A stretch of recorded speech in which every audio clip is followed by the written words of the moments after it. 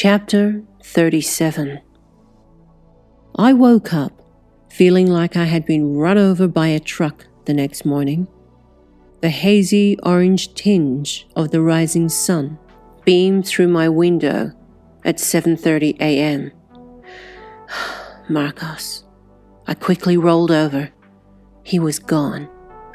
Of course he was gone. Sighing, I felt anxiety creep over me. I was absolutely dreading going into the house, but I had to. Throwing on some fresh white sweats and a cream cardigan, I fixed a quick cuppa and got into the house just after 8 a.m. I quickly glimpsed Lydia with Henry, having breakfast as they always did at this time of the morning. Lydia glanced at me with a sad look. She knew. She looked very sympathetic. "Good morning, Miss Bonnie," she said quietly. "Morning, Lydia," I said, wrapping myself into her arms. "Henry told me about last night," she spoke softly in my ear. I nodded, unable to say anything. I glanced at Henry eating some toast and patted him on the shoulder. "Everything's fine," I smiled assuredly. "Puppy's already left the house," he said, sighing painfully. "He drove off early in his car." Poor kid. I peered outside the kitchen windows and noticed the black Bentley coupe missing from the array of cars parked out front. "Where have you disappeared to now, Marcos?" "Where did he go?" I asked, grabbing a banana. I was ravenous. Henry shrugged. "Dunno. I could really do with a Starbucks this morning," I said, peering down at him. "Wanna go now?" He glanced up at me and took his school bag from the kitchen counter. "Yeah, I do." First time he was ever willing to go to school. Couldn't blame the kid.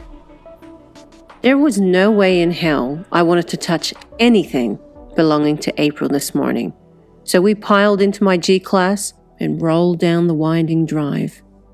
I managed to get Henry to school on time, but really resented having to go back to the house and sit with her for breakfast. Anytime I thought about it in the car, my stomach knotted up with anxiety. That house was the last place I wanted to be, but I knew I would have to face the music sooner or later. I took my time driving back along the 101, and even so, I still made it home just before 9 a.m. Half my luck. "Get your game face on, Bonnie." "Morning, Bon," Dave called, beaming his big English grin in my direction. "Don't you ever have a bad day?" "Hey, Dave," I smiled, passing through the kitchen. I took a deep breath and felt the palms of my hands begin to sweat. I slowly walked down those kitchen stairs and into the atrium. And there was April, sitting on her throne, buttering some toast. She quickly saw me, giving me a blank face. And by the look of her, she was dreading it just as much as I was. She sighed sharply, and with trembling hands, wiped the hair out of her face. My stomach went weak. I wanted to run a mile out of there. Finally, she caved in and burst into tears, and immediately stood to her feet, holding a napkin to her face. "I'm so sorry, Bonnie," she sobbed, holding her arms out, hoping I would console her. I knew I had to. My feet were like blocks of concrete as I forced myself forward and embraced her. She began heaving in my arms. "Please accept my apology." The bitch was really sorry. "I accept your apology, April," I replied quietly, glimpsing Lydia and Lola watching from the kitchen, as was Dave. Everyone knew now. April eventually pulled away from me, wiping her tears, and sat down at the table. I sighed deeply and sat down beside her. I don't know what came over me, she muttered, dabbing her eyes flowing endlessly. Marcos didn't come into the house all night. Because he was with me, honey. I glanced at her, pretending to be concerned. And he's gone early this morning, she added, pouring herself a cup of tea. Where did he go? I asked. She shook her head, stirring in a teaspoon of raw sugar. I don't know, she whispered quietly. She paused for a moment, looking down at her toast with bewildered eyes. In all the years I've been with him, I've never seen him so angry. Do you remember the word you spoke? I could see her chin begin to tremble again. I mean, I know he's had a difficult life, she said, the tears rolling down her cheeks. But I didn't know about any of the things he said within his fury last night. My heart bled for Marcos, and I too felt the tears begin to stream down my face. April reached over and squeezed my hand. He just needs some time. She dabbed her eyes, glancing at me tenderly. I quickly thought about their dinner date with Terry and Rick. And what about your dinner with Terry tonight? April shrugged despondently. I don't know, she murmured, taking a deep breath. Hopefully Marcos will call me sometime today. I glanced at the delicious fruit platter spread before us and picked at some mango. Again, I had lost all appetite to eat. And about tomorrow night, April began. I looked up at her. You go to Brianna's party, she nodded, smiling softly. Oh, no, I objected, shaking my head. It's fine, I'm not going. I insist, April interrupted. You've been invited. You go. I really don't want to go, so please go on my behalf. I'm going to go and see my mother up in Boise on Monday for a few days, so I want to prepare for that. Thank you, I answered, sipping my tea. Wow, she really must be feeling it to be leaving California. Can you watch Henry for a few days? She asked me. I really don't want to pull him out of school. He needs to concentrate right now. Sure, I smiled. Good, thank you. So breakfast with April went back to normal. But of course, I was never going to be normal after that. I will always forgive, but I will never forget. And I will certainly never forget this. We humans, we're such strange creatures, showing only the colors we want to show, living out a facade. But then the facade gets dull, and those other colors start seeping in, the true colors. And I had finally seen April's. She was one jealous bitch. I nibbled at some fruit and then went to run some errands for her. I had to pick her dresses up from the dry cleaners, renew her car registration, and then go to Terry's house to collect yet another bunch of fabric swatches. Such is life. Chapter 38.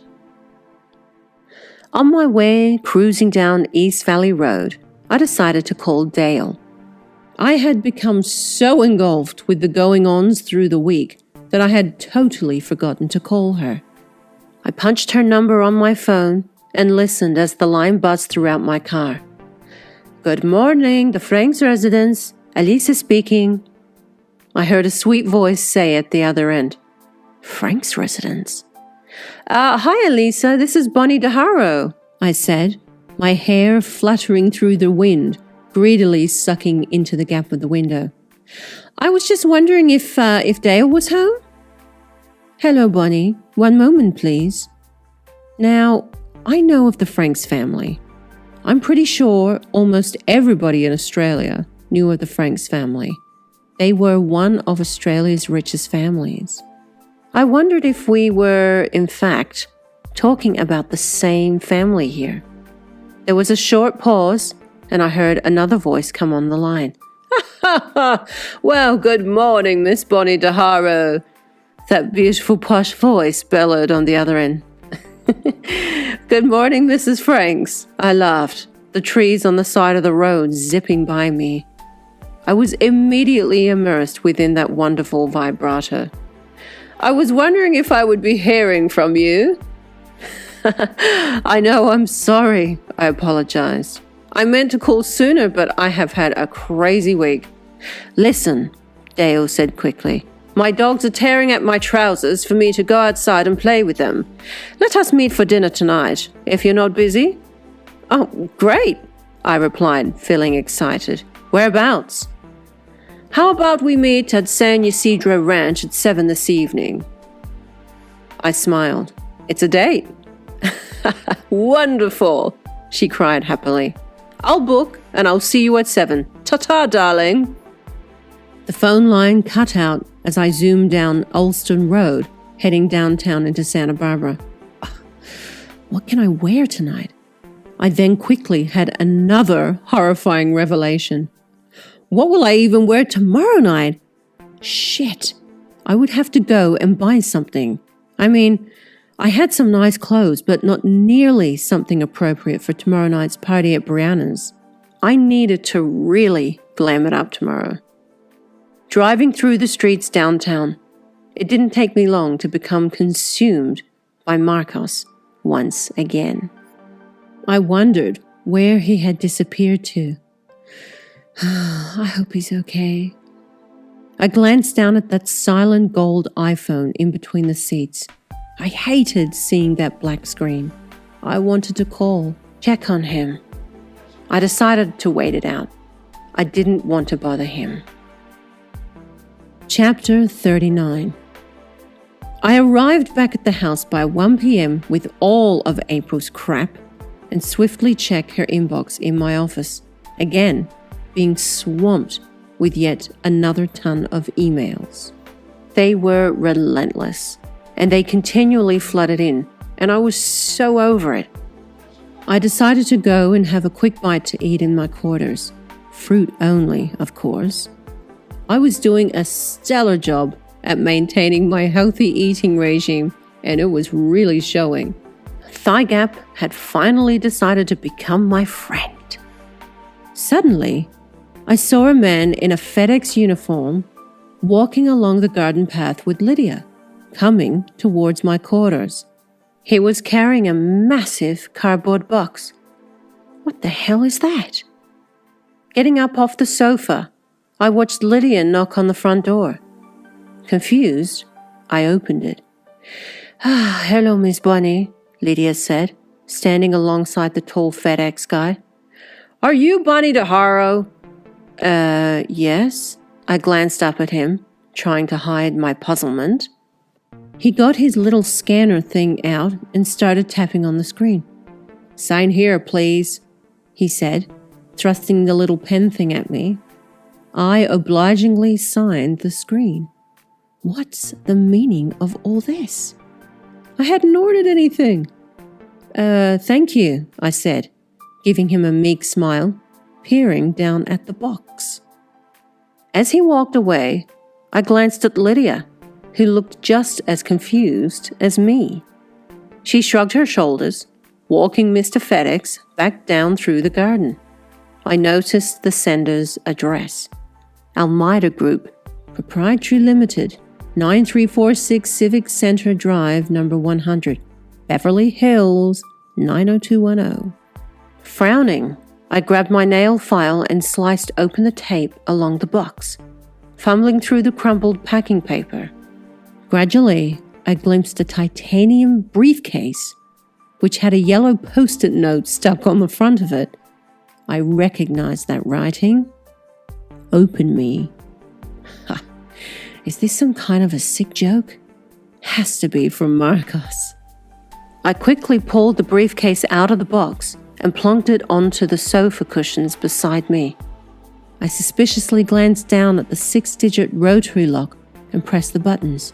Locked. What the fuck? I suddenly had the subtle feeling to check that gold iPhone. I hadn't checked it for over an hour. I pulled it from my handbag and saw that there was a text message from Marcos.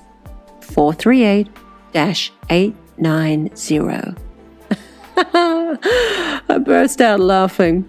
Marcos, you are full of tricks, you are, I mumbled, shaking my head. I turned the dials and flicked the buttons, and the case opened. My eyes almost fell out of my head when I saw what was inside. Crisp, sealed bundles of $100 bills were scattered over an exceedingly large red wooden Cartier jewelry box. Holy shit, I gasped, throwing my hands over my startled mouth. I sat there for a good minute, digesting my shock, and then quickly dashed around my quarters, locking every door in sight. I went back to that titanium briefcase and pulled the mammoth wad of green bills from it, holding them within my astonished hands. That's got to be at least 15 grand. I knew I had to stash them somewhere. I glanced around my quarters looking for a suitable place to hide this newly acquired loot. I decided the safest place for now was under the sofa. Ridiculous, I know. My dancing eyes returned their attention back to the briefcase, peering at the foot-by-foot wide red Cartier box. I didn't dare want to imagine what could be inside. I slowly opened it, glimpsing a staggering emerald and diamond necklace with matching earrings. I slammed the lid back down, feeling my stomach drop through my knees. Jesus! Holy fuck! I shrieked, clutching my chest. I glanced around my quarters nervously, making sure no one was outside. Plucking up the courage, I slowly opened the wooden lid one more time and peeked at those sparkling, pear-shaped emeralds, deep green, flawlessly faceted. And I guess the center emerald on the necklace alone was at least 9 carats, the earrings at least 4 each. But not only that, the emeralds were held together by a plethora of exquisitely delicate, marquise-cut diamonds. And God knows what carat weight they were. My shaking fingers ran over the necklace in awe. Fuck you, Marcus Almeida. Oh, I did not dare take a guess at how much this jewelry set must have been worth. I shuddered at the thought. I quickly grabbed my iPhone. Through my angst, I shot Marcos a text. Marcos, who is all this for? I sat there, anxiously tapping my fingers on the coffee table, waiting for his reply. It drove me crazy. Still waiting, I went to pee and then came back.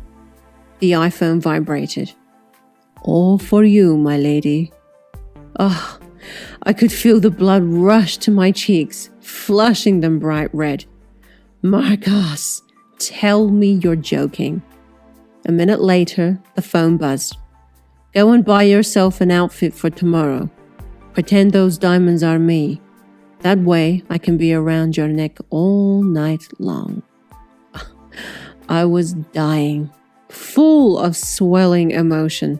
I loved this guy. He thought of everything. I fumbled as I wrote back quickly. Marcos, words have escaped me. The phone rattled seconds later. I read the message. Just like your heart has also. I laughed, throwing my head back on the sofa. Where can I keep all this safely? Bank the dollars. I'll show you the rest later. That was the end of the messaging frenzy. I glanced at the clock. 1:45 p.m. Go and bank that green now, Bonnie. Now! Grabbing all those bills from under the sofa, I threw them in a Louboutin shoe pouch, tightening the black drawstring and shoving it into my handbag. Chapter 40. I slipped my flats back on and hid those Cartier jewels in an old crusty box under all my junk right at the bottom of my closet. Approvingly, surely no one will find you there. I ran out of my quarters with my enormous wad of fresh G's, anxiously staggering down the garden path toward my wagon, and totally relieved to see April's car missing. Thank fuck she isn't home. Flooring it down East Valley Road, I nervously walked into Wells Fargo and waited in line to get served. When it was finally my turn, I pulled out the shoe pouch and watched the teller rip open the thick money bundles, running the bills through the note counter. Once finished, she glanced up at me smiling. "So, you'll be banking all $41,000 today, Mr. Hara?" "My ass, $15,000, Bonnie." Yes, thank you," I smiled, my eyelids fluttering through my horror. This was more money than I ever had in my bank account. Hell, this was more money than I've ever had, period. I wouldn't dream of money like this falling into my lap so easily. It was totally absurd. "Would there be anything else for you today, Mr. Hara?" No thank you." I shook my head. "Have a nice day." "You too," I meekly grinned. I walked out of that bank and onto the street feeling relieved to get rid of that cash. It scared the shit out of me. Money can do funny things to people. It can turn them into the most vile creatures on earth, or it can turn them into the most incredible. Marcos was the latter. I had never known someone more generous than Marcos Almeida, but I understood it now. He had tasted real poverty, real hardship that many people, including myself, could never understand. And since he knew he could survive on nothing, it was easy for him to give his riches away. I was sure this man was not from this planet. He couldn't be. He was just too perfect. As the afternoon wind gently whipped through my long black hair, I pulled out my gold iPhone, desperate to send him a text, telling him how much I loved him. I glanced down at that phone, squeezing it between my fingers.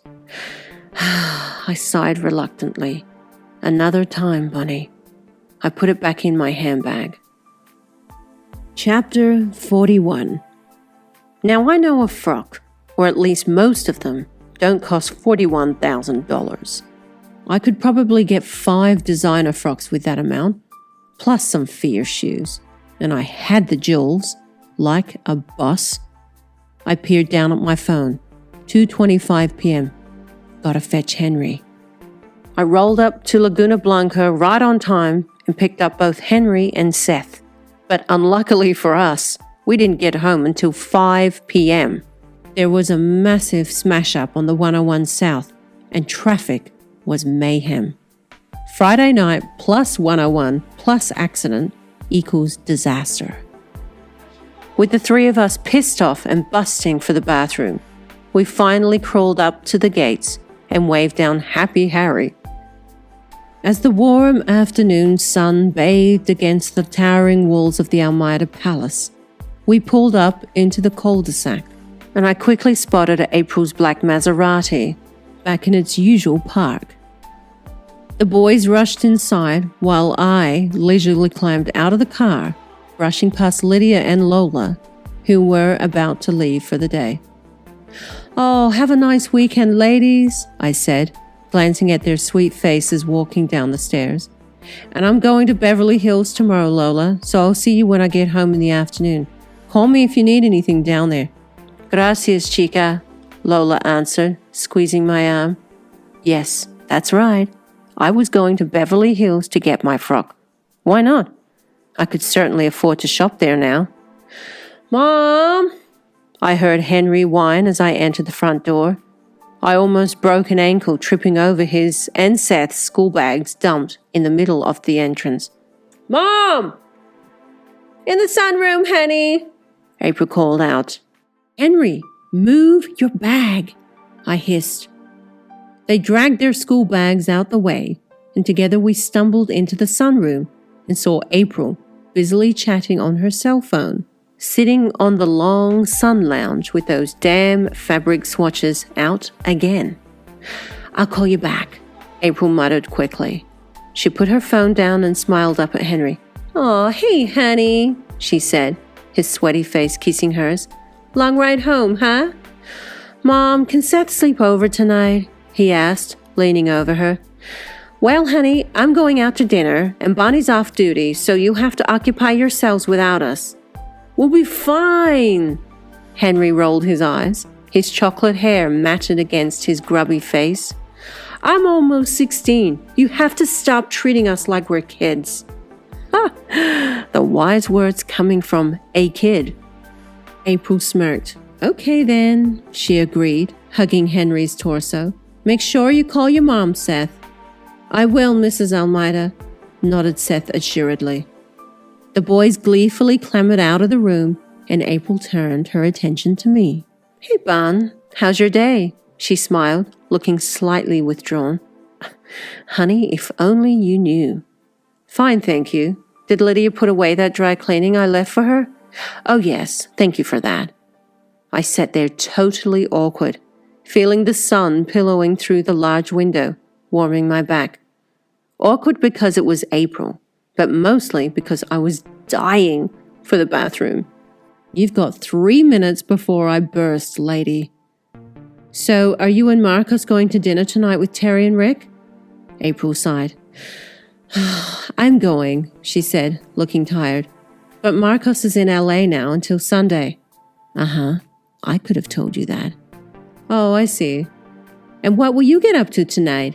she asked me politely. Actually, Dale Franks and I are meeting for dinner at San Ysidro Ranch."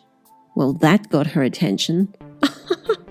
"Dale Franks," she answered, dumbfounded. Bitch, don't look so surprised. "Oh, another Aussie," she chuckled. "She's a lovely woman and so glamorous. I often see her around town at various events. Where did you meet her, of all people?" she asked carefully, trying her best to curb her prying curiosity. "Can't help yourself, can you, April?" I actually met her at Lazy Acres," I replied nonchalantly. "Oh, really?" she chuckled. "Well, anyway, I hope you have a lovely night." "I hope you do too. Is Marcus okay?" I wondered. April sighed again, glancing down at the cover of the Condé Nast magazine she was reading. "Oh, I hope so. Bathroom, bathroom, bathroom." "Yeah, me too," I answered, standing to my feet. I was so done with this conversation. "Is there anything else you'd like me to do before I finish up for the day?" "Oh, no, thank you, honey," she smiled. "Have a great night with Dale. Pass my regards on to her."